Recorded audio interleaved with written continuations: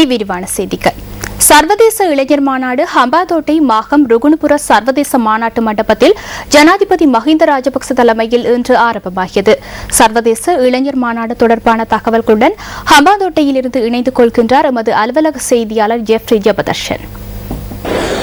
ஹம்பாந்தோட்டை மாகாம் ருகுணுபுர சர்வதேச மாநாட்டு மண்டபத்திலிருந்து உங்கள் அனைவரையும் நாங்கள் சந்திக்கின்றோம்.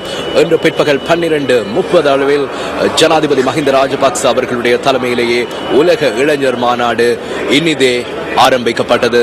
இந்த மாநாட்டு மண்டபத்தில் தற்போது அந்த நிகழ்வு இடம்பெற்றுக் கொண்டிருக்கின்றது.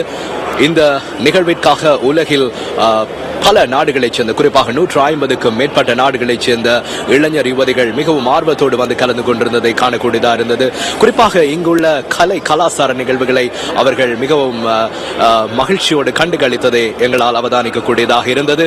அது மாத்திரமல்ல, 20 நாடுகளுக்கும் மேற்பட்ட இளைஞர் விவகார அமைச்சர்கள் இந்த நிகழ்வில் கலந்து கொண்டிருந்தார்கள். அது மாத்திரமல்ல, ஐக்கிய நாடுகளுடைய மகா சபையின் தலைவர், அதே போல ஐக்கிய நாடுகளுடைய செயலாளரை பிரதிநிதித்துவப்படுத்தி அவரது இளைஞர் பிரதிநிதி ஆகியோரும் இந்த நிகழ்வில் கலந்து கொண்டமை விசேட அம்சமாகும். எனவே இன்றைய தினம் அங்குரார்ப்பண நிகழ்வு இந்த மேடையில் மிகவும் கோலாகலமாக ஆரம்பமாகி நடைபெற்றுக் கொண்டிருக்கிறது.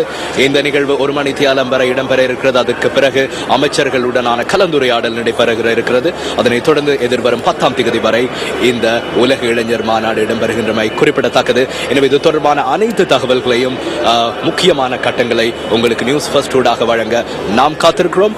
எனவே இந்த சந்தர்ப்பத்தில் உங்களிடமிருந்து விடைபெறுகின்றேன். நியூஸ் ஃபர்ஸ்ட் செய்திகளுக்காக ஹம்பாந்தோட்டை மாகாம் ருகுணுபுர சர்வதேச மாநாட்டு மண்டபத்திலிருந்து ஜெஃப்ரி ஜெபதர்ஷன்.